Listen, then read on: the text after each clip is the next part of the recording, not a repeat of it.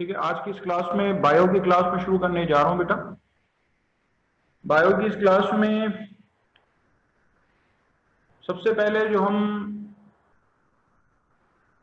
बात करेंगे वो आपसे बात करेंगे पेपर के पैटर्न की। देखिए बेटा, पेपर का जो पैटर्न है आपके पास अब टोटल 200 क्वेश्चंस आते हैं, ठीक है, एग्जाम में। इस साल से ये पैटर्न, नया पैटर्न शुरू हुआ है, ठीक है। एप्टीट्यूड टेस्ट होना शुरू हुआ था 1999 में। सबसे पहला एप्टीट्यूड टेस्ट शुरू हुआ था 1999 में और अभी तक हुआ है। मुख्तलिफ पैटर्न्स चेंज हुए हैं बीच में, 1999 से लेके 2019 तक, ठीक है, बल्कि 2018 तक नेगेटिव मार्किंग सब में मौजूद थी, लेकिन बस लास्ट ईयर से नेगेटिव मार्किंग उन्होंने खत्म कर दी, ठीक है। इससे पहले बेटा जितने भी एप्टीट्यूड टेस्ट हुए हैं उनमें क्वेश्चंस आते रहे हैं टोटल आपके पास 100, ठीक है। और सबका ज्यादातर पैटर्न यही था, 30 केमिस्ट्री, 30 बायो, 30 फिजिक्स और 10 इंग्लिश। अब उन्होंने पैटर्न चेंज कर दिया। अब टोटल नंबर ऑफ क्वेश्चंस जो आपके पास मौजूद है वो 200, जिनमें से बायो की जो नंबरिंग है आपके पास, बायो की जो नंबरिंग है आपके पास वो आपके पास है, टोटल बायो के क्वेश्चन आते हैं बेटा 80 क्वेश्चन आते हैं, ठीक है, विदाउट एनी नेगेटिव मार्किंग। पहले 100 क्वेश्चंस का टाइम पीरियड था 2 घंटे, अब उन्होंने 200 सवालों का टाइम पीरियड कर दिया है 2.5 घंटे, ठीक है। यानी कि पहले एक स्टूडेंट को मिलते थे एक एमसीक्यू को करने के लिए तकरीबन 80 सेकंड्स मिलते थे उसको एमसीक्यू करने के लिए, लेकिन अब पैटर्न ये है कि अब एक एमसीक्यू करने के लिए किसी स्टूडेंट को मिलते हैं 40 सेकंड्स, ठीक है। तो एक स्टूडेंट को मिलते हैं अब एक एमसीक्यू करने के लिए सिर्फ और सिर्फ 40 सेकंड।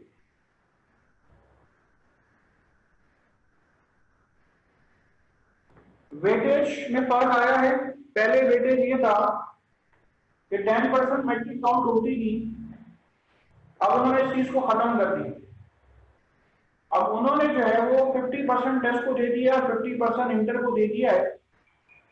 और पहले ये था इंटर में सिर्फ साइंस सब्जेक्ट को लेते थे, अब क्या है आपके पास सिर्फ और सिर्फ इंटर के तमाम सब्जेक्ट्स में जो भी आपकी परसेंटेज आई है उसका 50% वो कंसीडर करेंगे आपके एडमिशन के लिए।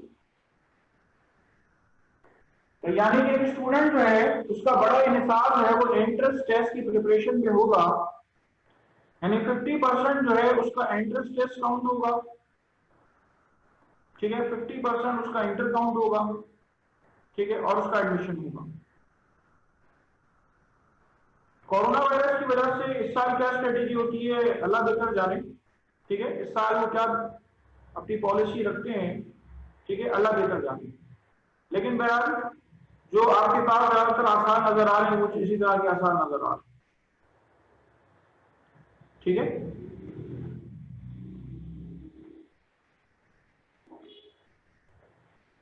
चलिए, तो यहां पे सबसे पहले आपसे बात करने जा रहा हूं फर्दर। आमतौर पे बेटा जो आपका एग्जामिनेशन पॉइंट ऑफ व्यू है उसमें आपके पास जो वेरिएशन इन जीन वाला आपका चैप्टर, आपकी जो जेनेटिक्स वाला चैप्टर है वो काफी टाइम टेकिंग है, किस लिहाज से कि स्टूडेंट जो है वो उनको इजी समझने में टाइम लगता है, ठीक है। तो मैं शुरुआत कर रहा हूं जिससे वेरिएशन इन जीन वाला चैप्टर जो है वहां से मैं शुरुआत करूँ। Going to take start from the topic of variation and gene. Variation in gene के अंदर सबसे पहले आपको कुछ कॉमन टर्म समझना होंगी। देखिए, हर इंसान के अंदर एक क्रोमोसोम उसके फादर की तरफ से आता है और एक क्रोमोसोम उसकी मदर की तरफ से आता है, ठीक है। एक क्रोमोसोम उसको फादर की तरफ से मिलता है और एक क्रोमोसोम उसको मदर की तरफ से। तो हर इंसान में आपको 2 क्रोमोसोम्स मिलेंगे, ठीक है। ये क्रोमोसोम जो एक जैसे होते हैं कहलाते हैं होमोलोगस क्रोमोसोम, ठीक है। ये क्रोमोसोम जो एक जैसे होते हैं ये कहलाते हैं आपके पास होमोलोगस क्रोमोसोम्स। एक फादर की तरफ से आता है और एक मदर की तरफ से आता है। किसी इंसान की जो जेनेटिक्स है वो इस पे मौजूद जो जीन्स होते हैं उस पर डिपेंड करती है। फॉर एग्जाम्पल, अगर किसी इंसान की ईयर लोब, ये जो कान की लोब होती है, अगर किसी इंसान की ईयर लोब अगर फ्री है, ठीक है, तो देखें इसकी 2 सूरतें हो सकती हैं कि उसके पास दोनों के दोनों जीन जो है, दोनों क्रोमोसोम्स के ऊपर जो जीन्स मौजूद है वो डोमिनेंट जीन्स मौजूद। तो ऐसी सूरत में क्या होगी, उसकी लोब जो होगी, ईयर लोब होगी, वो फ्री लोब होगी। अगर एक फ्री ईयर लोब का जीन है और एक अटैच ईयर लोब का जीन है, तब भी लोब क्या होगी, तब भी फ्री लोब होगी।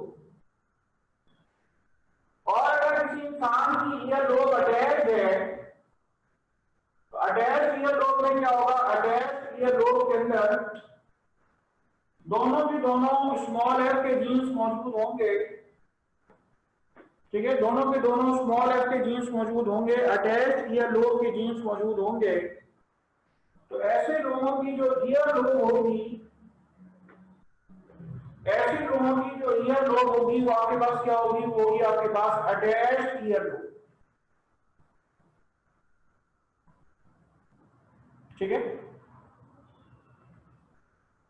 तो क्रोमोसोम्स के ऊपर जो जीन्स मौजूद होते हैं वो जीन्स ये डिसाइड करते हैं आपके पास कि दरअसल उस इंसान के अंदर कैरेक्टरिस्टिक्स कौन सी मौजूद होगी। यहां देखें, एक फ्री ईयर लोब का जीन मौजूद है और एक अटैच ईयर लोब का जीन मौजूद है, तब भी लोब कैसी है, तब भी फ्री लोब है। तो ये वाला जीन डोमिनेट होगा और ये वाला जीन जो है रेसेसिव होगा, ठीक है। इसलिए आपके पास एक जीन डोमिनेंट होगा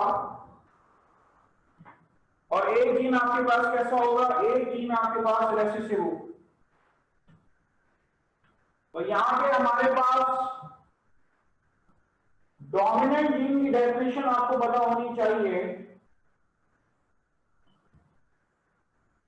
डोमिनेंट जीन की डेफिनेशन आपको पता होनी चाहिए। The gene which expresses itself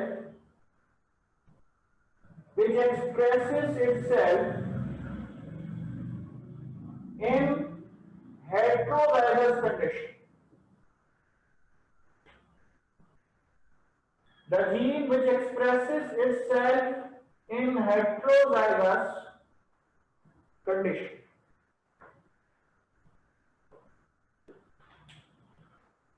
वो gene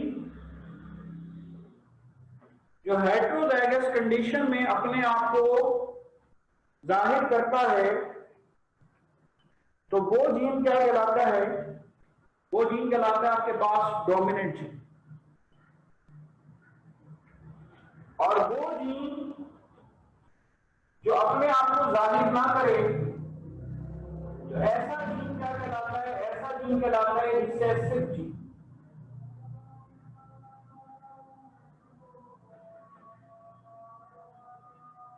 The gene which is unable to express itself,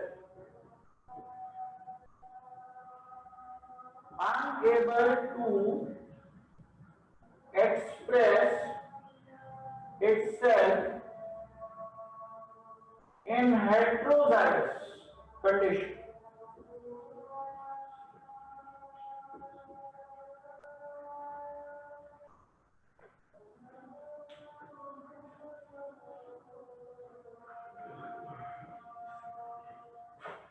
Recessive gene किसे कहते हैं, the gene which is unable to express itself in heterozygous condition, ठीक है। It's called what?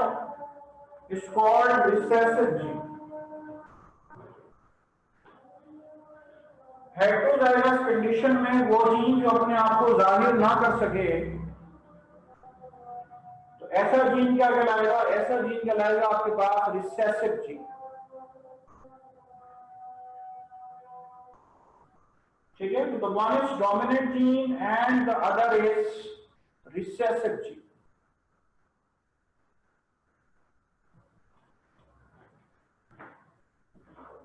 करें, इसको नोट करें, फिर आगे बात करते हैं।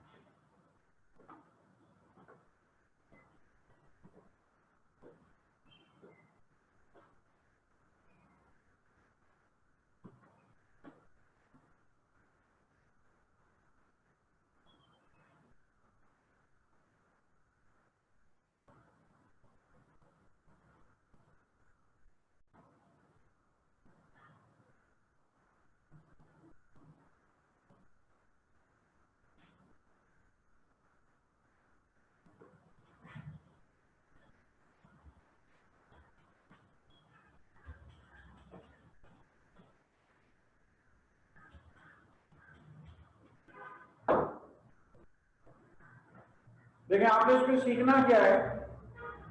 आपने इसमें सीखना यह है, सबसे पहले जो हम आपसे बात करने जा रहे हैं वो आपसे बात करेंगे पेडिग्री ट्री के बारे में।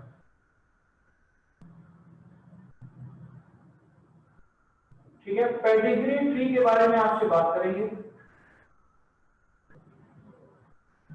देखें, बाल बीमारियां जो होती हैं वो होती हैं ऑटोसोमल रिसेसिव। बाल बीमारियां जो होती हैं वो होती हैं ऑटोसोमल रिसेसिव। ऑटोसोमल रिसेसिव बीमारियों में कौन सी बीमारियां हैं? जब तक दोनों जीन्स ना आ जाए, फॉर एग्जाम्पल अगर मैं आपसे बात करूं फिनाइल कीटोन यूरिया, जब तक दोनों जीन्स ना आ जाए उस वक्त तक वो बीमारी नहीं होती। फिनाइल कीटोन यूरिया, जब तक दोनों जीन्स ना आ जाए उस वक्त तक वो बीमारी नहीं होती।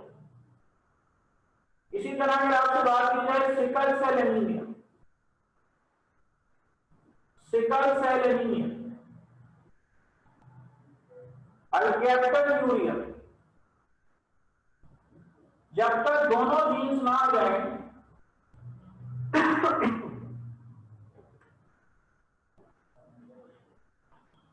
जब तक दोनों जीन्स ना आ जाए उस वक्त तक ये बीमारी नहीं होती। इसके बाद आपके पास जो बीमारी है वो आपके पास है autosomal dominant. Autosomal dominant, autosomal dominant में क्या होता है?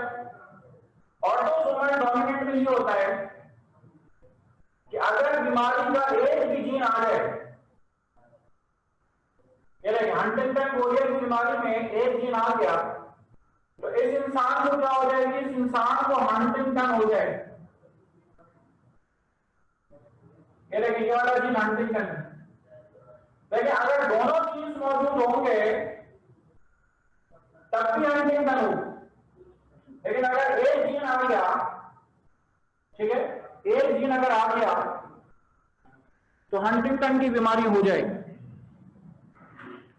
जबकि ऑटोसोमल रिसेसिव के अंदर अगर एक वक्त में एक जीन आएगा, जैसा फिनाइल कीटोन यूरिया, अगर capital P small P gene मौजूद होगा तो इस सूरत में क्या होगा? इस सूरत में इस इंसान को फिनाइल कीटोन यूरिया जो है वो नहीं होगा।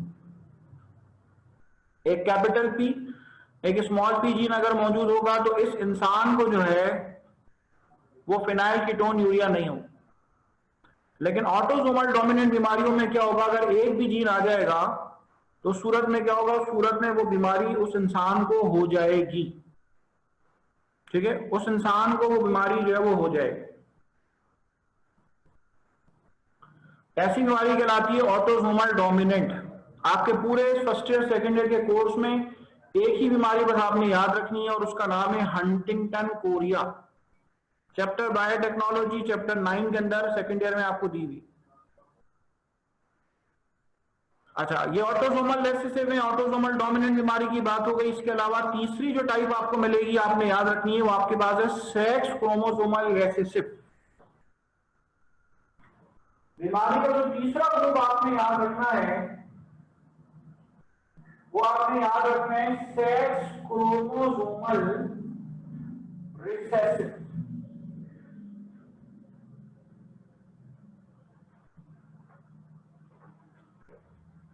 ठीक है, बीमारी आपके पास sex chromosomal recessive.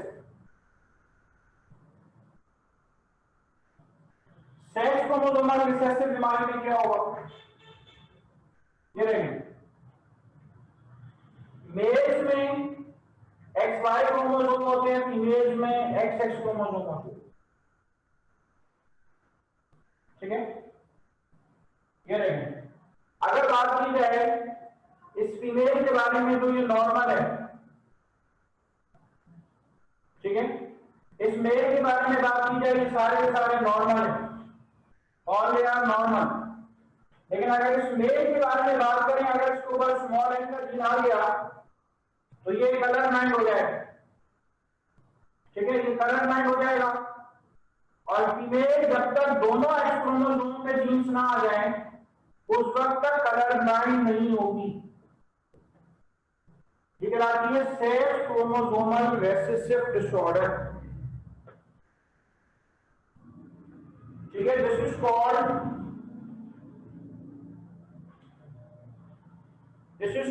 Sex chromosomal recessive disorder.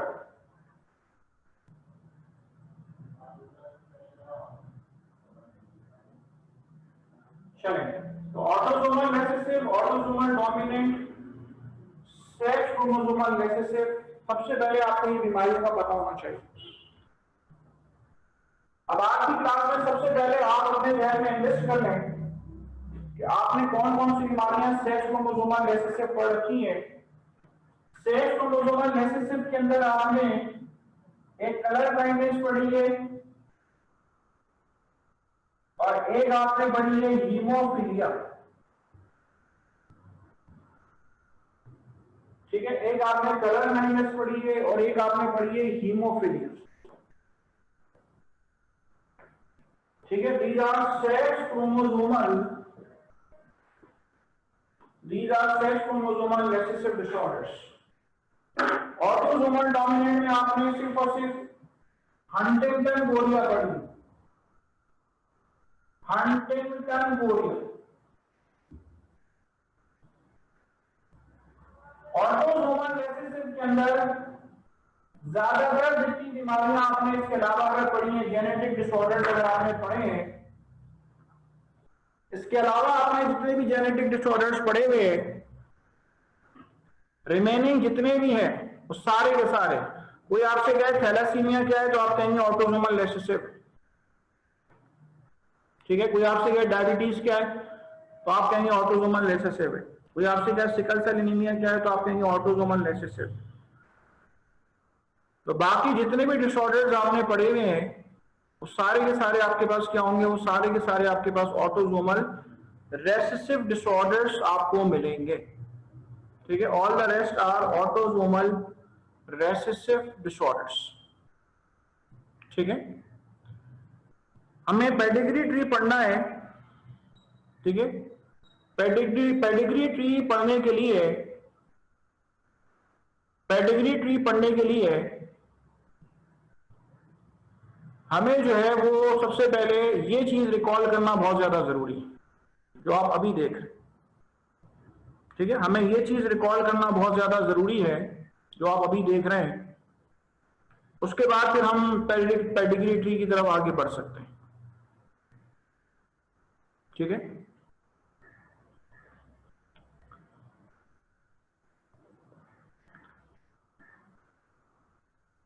चले इसको नोट करें, फिर मैं आगे बात करता हूं आपसे।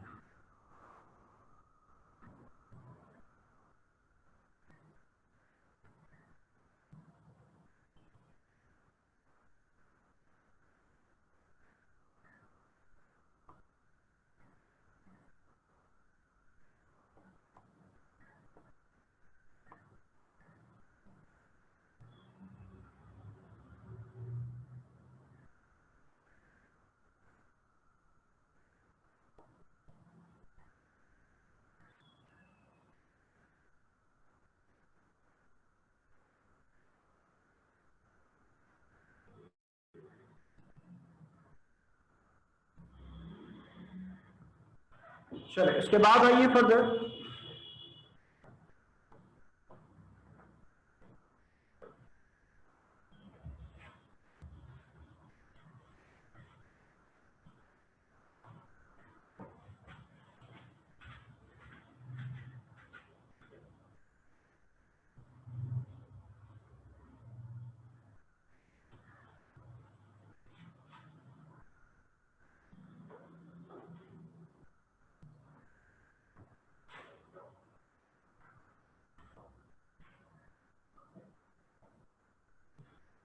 सबसे पहले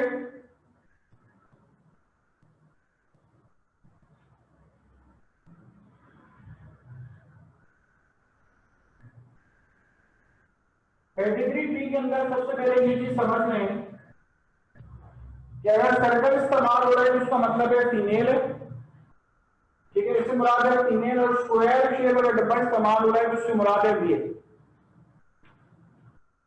और इसके बाद जो फैमिली आगे दिखाई गई होती है ये दरअसल इसके ऑफस्प्रिंग होती है, ठीक है, ये दरअसल इसके ऑफस्प्रिंग होते हैं।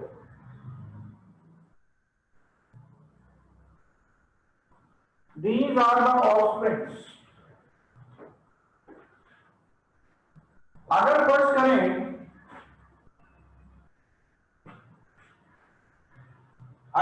करें कि आपके पास जो कैरेक्टरिस्टिक फीचर्स हैं उनमें आपको इस तरीके से कलर अगर आपको चेंज करके दिखा दी जाए, आमतौर पर जब ये कलर किया जाता है ज्यादातर तो इससे मुराद ये है कि कोई डिजीज पर्सन शो किया जाता है, ठीक है, कोई डिजीज पर्सन जो है उसको शो किया जाता है कि ये बीमार है। अब देखें वालिदैन अगर नॉर्मल है और बच्चे अगर बीमार है तो आपसे पूछा जाता है कि ये कौन सा पैटर्न है, ठीक है, बीमारी जो है वो आपके पास कौन सी है। इस पेडिग्री ट्री की मदद से आपको ये पूछा जाएगा। वालिदैन के अंदर बीमारी नहीं थी, बच्चों में ये बीमारी है, बच्चों में भी सब में नहीं है, इनमें, ठीक है। तो कभी भी आपके पास अगर इस तरीके से ये पैटर्न बना हुआ आए, ठीक है, सबसे पहली बात तो ये कि जो पेडिग्री ट्री मैंने बोर्ड पे बनाया हुआ है, मैं इस पेडिग्री ट्री पे डिटेल में बात करूंगा। आपने क्या आइडेंटिफाई करना है कि whether this is autosomal recessive, autosomal dominant और सेक्स क्रोमोसोमल रिसेसिव, इन तीनों में से ये कौन सी बीमारी, ठीक है, ऑटोसोमल रिसेसिव है, ऑटोसोमल डोमिनेंट है या सेक्स क्रोमोसोमल रिसेसिव है, ठीक है, इन तमाम में से ये कौन सी बीमारी है, ठीक है। सबसे पहले आपको इस चीज को आइडेंटिफाई करना होगा। तो देखिए एक एक चीज को एक्सक्लूड कर लेते हैं। देखिए ये बीमारी ऑटोसोमल डोमिनेंट नहीं है, ठीक है। सबसे पहले मैं आपको बताऊं जो पेडिग्री ट्री मैंने बोर्ड पे बनाया हुआ है ये बीमारी ऑटोसोमल डोमिनेंट नहीं है। ये बीमारी ऑटोसोमल डोमिनेंट क्यों नहीं है? ये बीमारी ऑटोसोमल डोमिनेंट इस वजह से नहीं है क्योंकि एक भी जीन का आ जाना उस बीमारी को कॉज करा देता है। आप जरा देखिए नीचे जो ऑफस्प्रिंग्स आपको नजर आ रहे हैं, ए और बी जो ऑफस्प्रिंग्स आपको नजर आ रहे हैं, इनके अंदर बीमारी है, ठीक है, इसका मतलब ये है कि इनके पास जीन्स भी मौजूद है। अगर ये ऑटोसोमल डोमिनेंट बीमारी होती तो बीमारी वालिदैन में से किसी को भी जरूर होती। ठीक है, क्योंकि जीन्स कहां से आए, जीन्स वालिदैन के पास से आए। जब जीन्स वालिदैन के पास से आए हैं, ठीक है, जब जीन्स वालिदैन के पास से आए हैं तो लाजमी ये बीमारी वालिदैन में भी मौजूद होती। ठीक है, लाजमी ये बीमारी जो है ये वालिदैन में भी मौजूद होती। तो सबसे पहली बात तो ये है कि बीमारी अगर इसमें आपको नजर आ रही है और वालिदैन में नहीं है तो ये ऑटोसोमल डोमिनेंट बीमारी नहीं हो सकती। ठीक है, एक चीज तो एक्सक्लूड कर दी आपने कि ऑटोसोमल डोमिनेंट बीमारी नहीं। चलो इसके बाद आइए, मैंने आपको 3 बातें पीछे बताई हैं, ऑटोसोमल डोमिनेंट, ऑटोसोमल रिसेसिव और सेक्स क्रोमोसोमल रिसेसिव। अब हम बात करेंगे कि ये बीमारी सेक्स क्रोमोसोमल रिसेसिव है कि नहीं, यहाँ पे जो बीमारी है। तो बेटा सेक्स क्रोमोसोमल रिसेसिव के लिए आपको एक चीज देखना होगी, जरा गौर से देखें कि थोड़ी देर के लिए हम तसव्वुर कर लें, देखें ये जो फीमेल आपको नजर आ रही है, जो बेटी नजर आ रही है, ये बीमार है। थोड़ी देर के लिए आप तसव्वुर कर लें कि ये कलर ब्लाइंड है। फर्स्ट करेंगे कलर ब्लाइंड। कलर ब्लाइंडनेस को हम शो करते हैं एक्स स्मॉल एन से एक्स स्मॉल एच। आमतौर पे जो भी सेक्स डिसऑर्डर होते हैं, सेक्स क्रोमोसोमल डिसऑर्डर होते हैं, उनको हम शो करते हैं किससे, उनको हम शो करते हैं एक्स एक्स से या एक्स वाई से। तो अगर थोड़ी देर के लिए हम तसव्वुर करेंगे फीमेल जो है वो दरअसल आपके पास एक्स स्मॉल एन है, तो इसका मतलब यह है कि ये वाला जीन इसके पास कहां से आता, फादर के पास से आता। फादर एक्स वाई होता, father X small and Y अगर देता, ठीक है, तभी फादर के पास से ही बीमारी आती। तो फिर तो फादर को यहाँ पे हमें कलर शो करना चाहिए था। ठीक है, जब फीमेल बीमार है तो लाजमी फादर जो है उसको लाजमी बीमार होना चाहिए। ठीक है, तो इसलिए आपके पास ये बीमारी जो है ये सेक्स क्रोमोसोमल रिसेसिव भी नहीं हो सकती। ठीक है, ये सेक्स क्रोमोसोमल रिसेसिव भी नहीं हो सकती क्योंकि आपके पास हमने ऊपर जो पेरेंट्स शो किए हैं, पेरेंट्स को हमने कलर नहीं किया। और जब पेरेंट्स को कलर नहीं किया इसका मतलब यह है कि हमारे पास दोनों के दोनों पेरेंट्स जो है वो बिल्कुल नॉर्मल है। ठीक है, हमारे पास दोनों के दोनों पेरेंट्स जो हैं वो बिल्कुल नॉर्मल। तो इस वजह से आपके पास हमने इस बीमारी को यहां पे जो हमने कंसीडर किया है, ठीक है, यहां जो हमने कंसीडर किया है कि ये बीमारी जो है वो दरअसल है आपके पास ऑटोसोमल रिसेसिव बीमारी। अब ऑटोसोमल रिसेसिव बीमारी ये नहीं है। अब ये देखें, ऑटोसोमल रिसेसिव बीमारी फर्स्ट करें दोनों को क्या है, फिनाइल कीटोन यूरिया है। अब अगर आपसे पूछा जाएगा कि पेरेंट्स की जीनोटाइप में क्या होगा, ठीक है, आपसे पूछा जाएगा कि आप बताएं कि पेरेंट्स की जीनोटाइप क्या होगा। तो पेरेंट्स की जीनोटाइप सोच लें अपने ध्यान में कि पेरेंट्स की जीनोटाइप क्या होगी।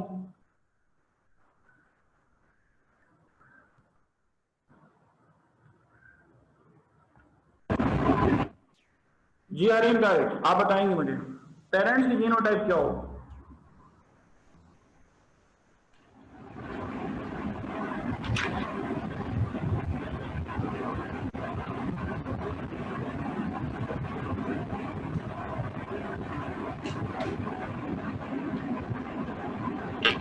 सॉरी, मुझे कोई आइडिया नहीं है। सर आपने हाँ बेटा, शाबाश। सर आपने लेटर कौन सा यूज किया है? Small P, small P. एक कैपिटल पी और स्मॉल पी होगा पेरेंट्स का। राइट।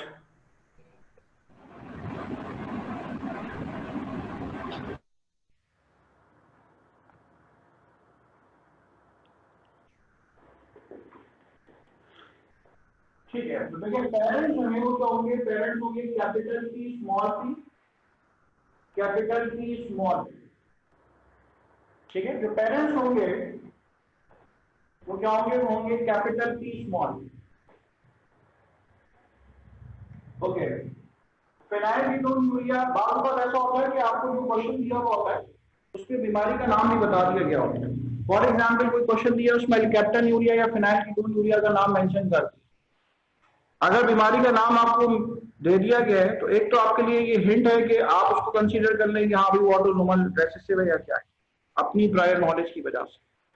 लेकिन यहाँ जो पैटर्न बेटा आपको नजर आ रहा है उस पैटर्न के मुताबिक जो दोनों पेरेंट्स हैं, ठीक है, दोनों पेरेंट्स बीमार नहीं है, दोनों पेरेंट्स नॉर्मल है, लेकिन उनके ऑफस्प्रिंग जो है वो बीमार है। ठीक है, उनके ऑफस्प्रिंग जो है वो बीमार है। दिस इज शोइंग व्हाट कि आपके पास पेरेंट जो है वो दरअसल ऑटोसोमल रिसेसिव जो डिजीज है उसके कैरियर है। ठीक है, फॉर एग्जांपल फेनाइलकीटोन्यूरिया, कैप्टनयूरिया या और भी कोई ऑटोसोमल रिसेसिव डिसऑर्डर है, हम फेनाइलकीटोन यहाँ पे कंसीडर कर रहे हैं, तो दरअसल पेरेंट्स जो है वो दरअसल उसके कैरियर हैं जो there are capital P small. ठीक है, तो इस पेडिग्री ट्री के अंदर हमने ये एक्सक्लूड किया है कि जो बीमारी है वो दरअसल आपके पास ऑटोसोमल रिसेसिव है, ऑटोसोमल डोमिनेंट है या सेक्स क्रोमोसोमल रिसेसिव। ठीक है, अच्छा इसके बाद आइए नेक्स्ट पेडिग्री ट्री आपको दिखा रहा हूं। पेरेंट्स दोनों डिजीज में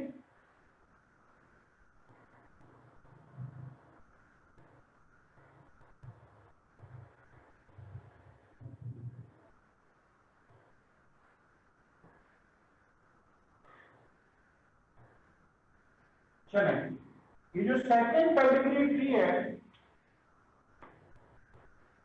ये जो सेकंड पेडिग्री ट्री है ये बताएंगे किस चीज को शो कर रहा है।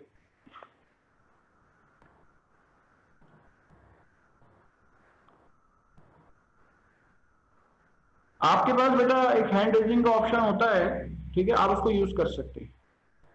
जब आप हैंड रेज करेंगे तो मेरे पास स्क्रीन में जो है वो हैंड रेज आ जाएगी।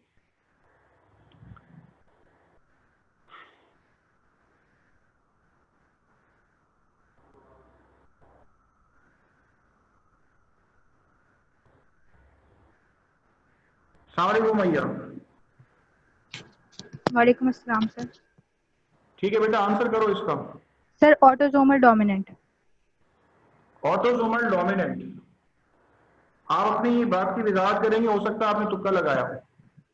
सर क्योंकि एक जो हमारे पास ऑफस्प्रिंग है वो दोनों रिसेसिव होंगे जब बनेगा, तो पेरेंट्स की फिनोटाइप वुड बी एक कैपिटल H और एक स्मॉल h।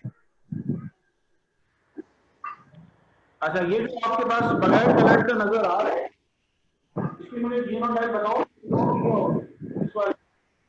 स्मॉल h, दोनों स्मॉल लेटर्स। शाबाश, एक्सीलेंट, ये दोनों स्मॉल h होंगे। ठीक है, क्या होगी? Capital H small h। Capital H small h, तो ये कैपिटल H स्मॉल h। शाबाश। This is autosomal dominant disorder Huntington Korea. ठीक है, और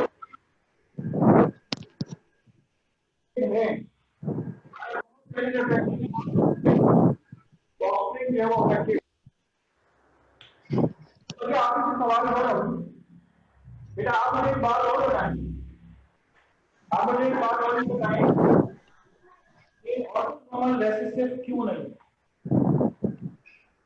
अगर ऑटोसोमल रिसेसिव होती तो उसका पेडिग्री। सर ऑटोसोमल रिसेसिव होता तो फिर सब में ऑफस्प्रिंग में डिजीज होती ना। Exactly, good, excellent.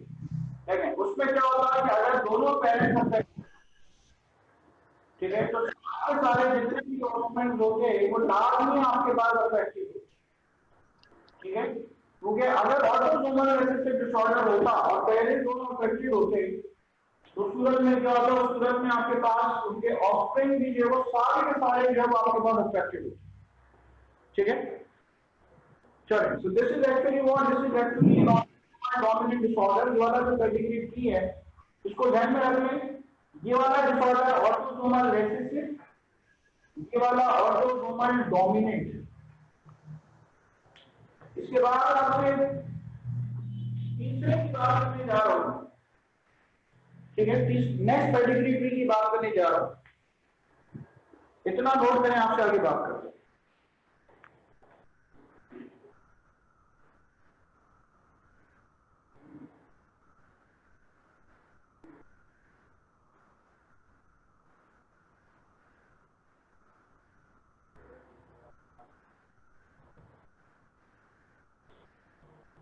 The one is autosomal recessive, the other is autosomal dominant.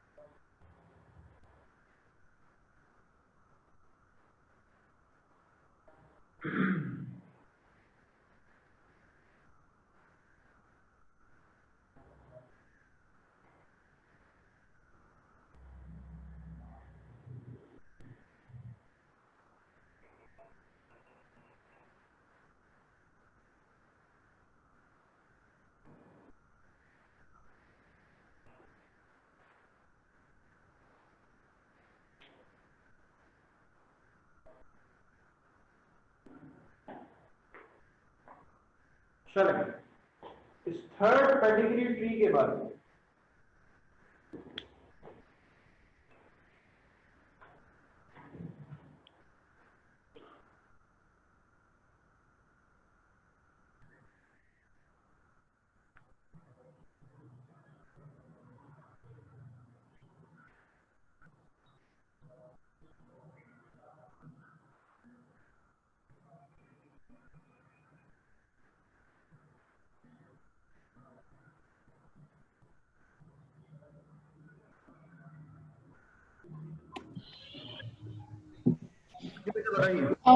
Sir ये सेक्स क्रोमोसोमल रिसेसिव है।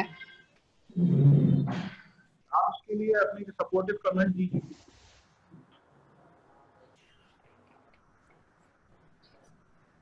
सेक्स क्रोमोसोमल रिसेसिव है, ठीक है जी गिव रीजन। सर आपकी आवाज नहीं आई। बेटा आप इसके लिए रीजनिंग करिए कि आपके पास why you consider that this is sex chromosomal recessive. Sir that's because सिर्फ मेल्स को हुआ है और फीमेल चिल्ड्रन को नहीं हुआ, ठीक है देखें, क्योंकि मेल में नहीं है, क्योंकि जो मेल पेरेंट है उनमें है नहीं जी हाँ, जिसके इसका क्रोमोसोम। डिसऑर्डर्स हैं उनके लिए खास बात ये है कि if mother is affected then the male offsprings will also be affected, ठीक है। अगर माँ कलर ब्लाइंड होगी तो बेटा लाजमी कलर ब्लाइंड होगी, अगर माँ हीमोफिलिक होगी तो बेटा लाजमी हीमोफिलिक होगा, ठीक है। तो जितने भी सेक्स क्रोमोसोमल डिसऑर्डर्स हैं, ठीक है, जितने भी आपके पास सेक्स क्रोमोसोमल रेसेसिव डिसऑर्डर्स हैं उनमें आपको क्या मिलता है, उनमें आपको ये पैटर्न मिलता है। मदर अफेक्टेड है, फॉर एग्जांपल मदर जो है वो आपके पास है एक्स स्मॉल एन।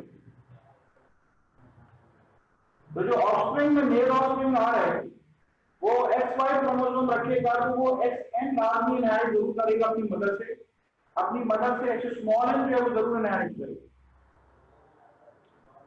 फीमेल इसलिए नॉर्मल है क्योंकि फादर से जो है वो नॉर्मल क्रोमोसोम इनहेरिट करेगी, ये राइट। फीमेल जो है वो अपने फादर से एक्स क्रोमोसोम इनहेरिट करती है। तो अपने फादर से वो नॉर्मल क्रोमोसोम इनहेरिट करेगी फीमेल जो है, तो इस वजह से वो आपके पास वो कैरियर तो हो सकती है लेकिन वो डिजीज नहीं होगी in the case of sex chromosomal recessive disorders. तो पेडिग्री ट्री के अंदर ये मैंने आपको सिंपल पेडिग्री ट्रीज अभी बताए हैं, ठीक है। इसमें यह है कि आपके पास अगर मदर अफेक्टेड है, मदर कलर ब्लाइंड है, मदर हीमोफिलिक है, तो ऑफस्प्रिंग जो है वो ऑफस्प्रिंग में जो मेल ऑफस्प्रिंग होंगे वो लाजमी आपके पास क्या होंगे, वो अफेक्टेड होंगे, ठीक है। तो पेडिग्री ट्री का आपका पैटर्न जो है वो कुछ इस तरीके से होगा। अच्छा, एक बात ध्यान में रखिएगा कि आमतौर पे जो पेडिग्री ट्रीज आपको दिए जाते हैं उनमें उसमें ब्रांचिंग हुई भी मिलेगी, आप मजीद सब ब्रांचिंग मिलेगी। तो सिर्फ एक ट्री को आपने जज करने के बाद अपना फाइनल आंसर जो है वो आपने इनक्लोज नहीं करना है, ठीक है। आपने जो है वो उसके ओवरऑल जितने भी पेडिग्री ट्री के कंपोनेंट्स होंगे उसको देखकर जो है वो फिर अपना आंसर जो है वो इनक्लोज करना है। चले, तो autosomal recessive disorder, first tree, second tree autosomal dominant, ठीक है। और थर्ड ट्री जिसमें आपसे बात की गई है, जब भी आपको ये एक्सक्लूड करना हो कि सेक्स क्रोमोसोमल रिसेसिव है कि नहीं है, तो आप ये तलाश कर लीजिए कि अगर मदर अफेक्टेड है और ऑफस्प्रिंग्स मेल अफेक्टेड नजर आ रहे हैं, तो मोस्ट लाइकली, नॉट ऑलवेज, ठीक है, अगर मैं इसकी फर्दर ब्रांचिंग कर दूं या कोई और पैटर्न इसके अंदर चेंज कर दूं, तो ऐसा भी हो सकता है कि मैं इसको किसी और तरफ ले जाऊं, ठीक है। तो मोस्ट लाइकली इस सूरत में आपके पास ये सेक्स क्रोमोसोमल रिसेसिव डिसऑर्डर, ठीक है, not always. Sex chromosomal dominant usually आपसे क्वेश्चन करते नहीं है, ठीक है। सेक्स क्रोमोसोमल डोमिनेंट यूजुअली आपसे क्वेश्चन करते नहीं है। ये तीन पैटर्न जो है वो आपको पता होने चाहिए। अच्छा, इसके बाद आइए फर्दर ब्लड ग्रुपिंग के अंदर आपको पता होना चाहिए कि कौन कौन से ब्लड ग्रुप जो है वो आपको मिल सकते हैं, ठीक है। देखिए जरा इसके अंदर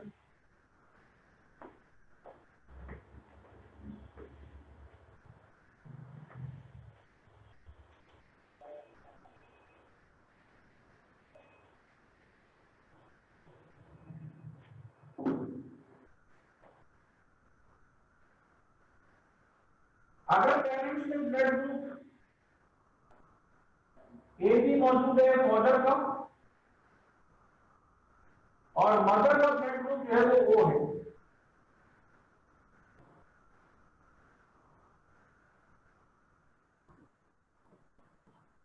father has blood group A B, mother has blood group ओ,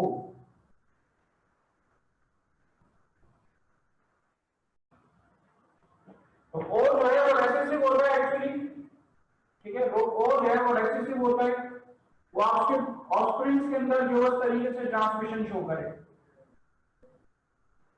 जो ऑफस्प्रिंग्स के अंदर आपको ब्लड ग्रुप्स मिल सकते हैं वो कुछ इस तरीके से मिल सकते हैं, ठीक है। बहरहाल तो बहुत ही सिंपल, ये तो ओ लेवल के लेवल पे आपने ब्लड ग्रुप्स पढ़े हुए, ठीक है। मुझे असल में इससे आगे आपको कुछ बातें जो है वो पॉजिटिव नेगेटिव की बतानी है, इसलिए मैंने आपको ये बात बताई है। अच्छा, ये चीज रिकॉल कर लीजिए, किसी इंसान का ब्लड ग्रुप अगर ए है तो ही और शी कैन बी होमोजाइगस ए और हेटेरोजाइगस ए। किसी इंसान का ब्लड ग्रुप बी है, ही और she can be homozygous B और हेटेरोजाइगस बी। किसी इंसान का ब्लड ग्रुप अगर ए बी है तो वो होगा ए बी, और किसी इंसान का ब्लड ग्रुप अगर ओ है तो वो लाजमी होगा आपके पास होमोजाइगस ओ, ठीक है। वो लाजमी आपके पास क्या होगा, वो लाजमी आपके पास होगा होमोजाइगस ओ। तो ब्लड ग्रुप्स के अंदर आपको ये चीजें जो है, ठीक है, ब्लड ग्रुप्स के अंदर आपको ये चीज पता होनी चाहिए। चलें, इसके अलावा आ जाइए,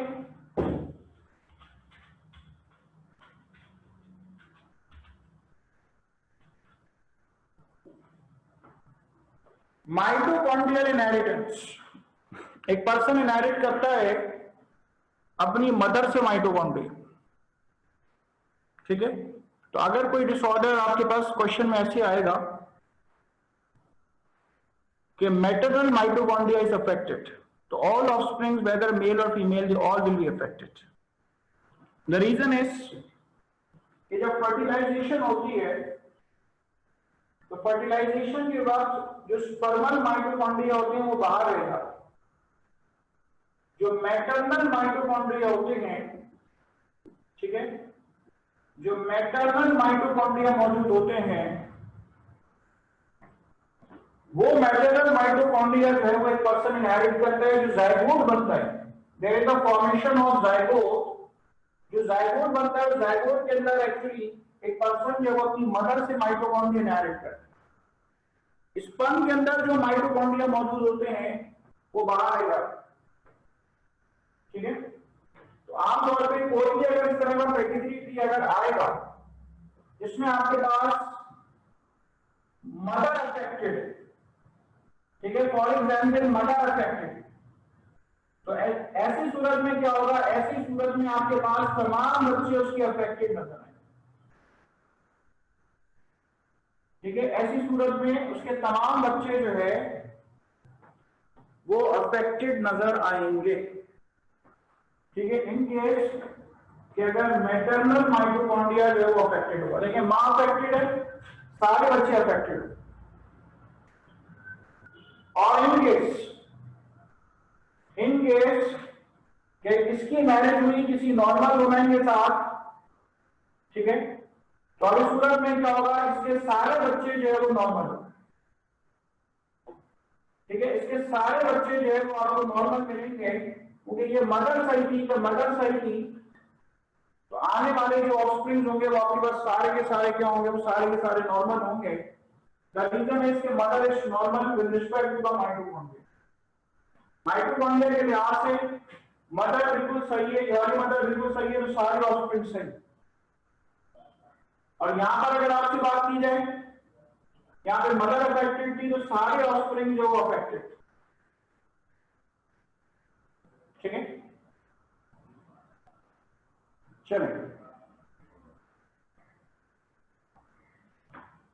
अच्छा, इसके बाद आइए, रेशियोज निकालना आपको आना चाहिए, गैमेट्स बनाना आपको आना चाहिए, ठीक है। मोनोहाइब्रिड क्रॉस, डाइहाइब्रिड क्रॉसेस ये आपको करने आने चाहिए, ठीक है।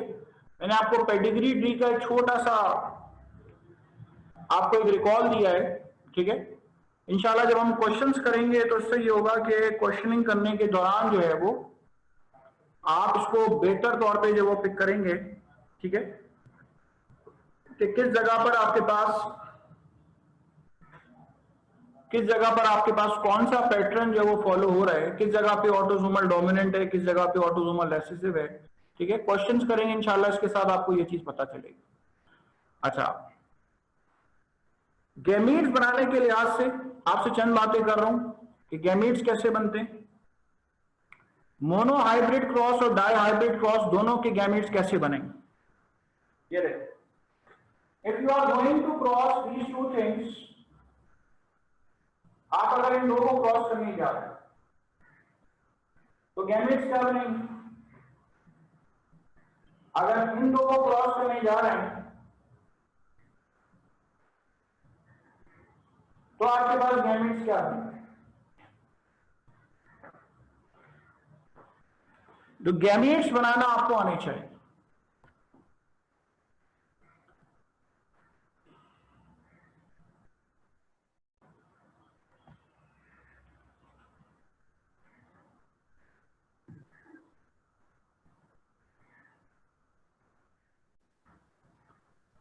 हाँ, वही आप बताएं कि इसके गैमेट्स कैसे बनेंगे।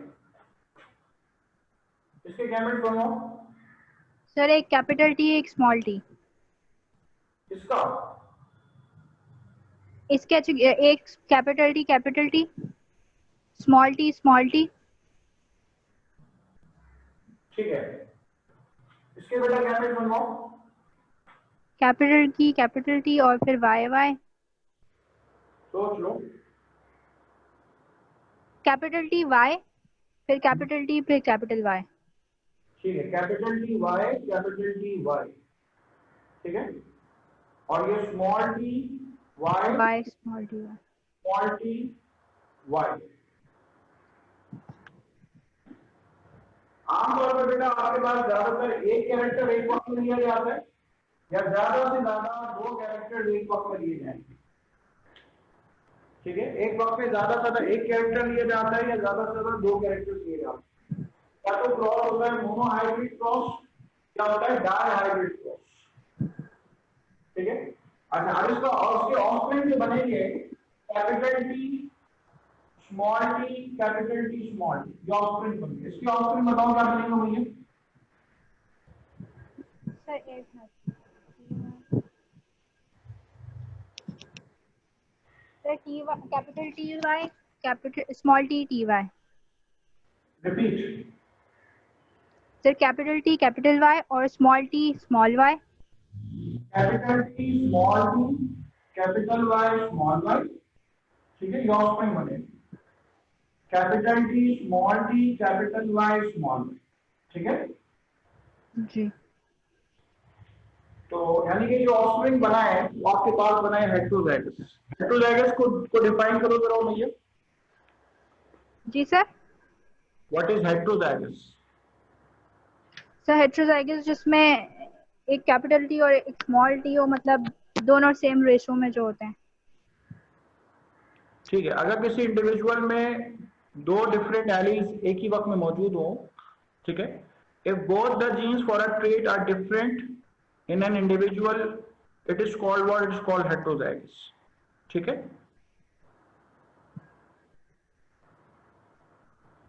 चले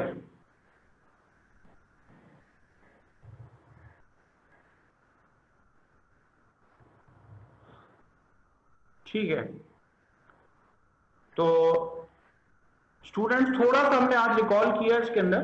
ठीक है, जो चीजें आपने बेटा अभी देखी हैं, यहां शुरू करने का मकसद असल क्या है कि आपके पास जो एग्जाम में क्वेश्चंस आते हैं वो ज्यादातर क्वेश्चंस आपके पास जो जेनेटिक्स से आते हैं वो पेडिग्री ट्री की फॉर्म में आते हैं। ठीक है, पेडिग्री ट्री आपने सीखना बहुत ज्यादा जरूरी है। और याद रखिए कि किसी भी गेम के अंदर छक्का मारने के लिए उससे बड़ी स्ट्राइक की कोशिश होती है कि उससे ज्यादा दूर चली जाए तो कहीं जाके छक्का लगता है। सिमिलरली आपने भी इसी तरह से करना है। ठीक है, जो आपके पास पेडिग्री ट्री हम कर रहे हैं इंशाल्लाह इसके अंदर आप अच्छी खासी प्रैक्टिस करेंगे और उसके बाद जो है वो आप जितने ज्यादा इसके अंदर पैटर्न सॉल्व करेंगे आपको ये करने के लिए आएगी। चलें बात करेंगे इंशाल्लाह आपसे नेक्स्ट क्लास में।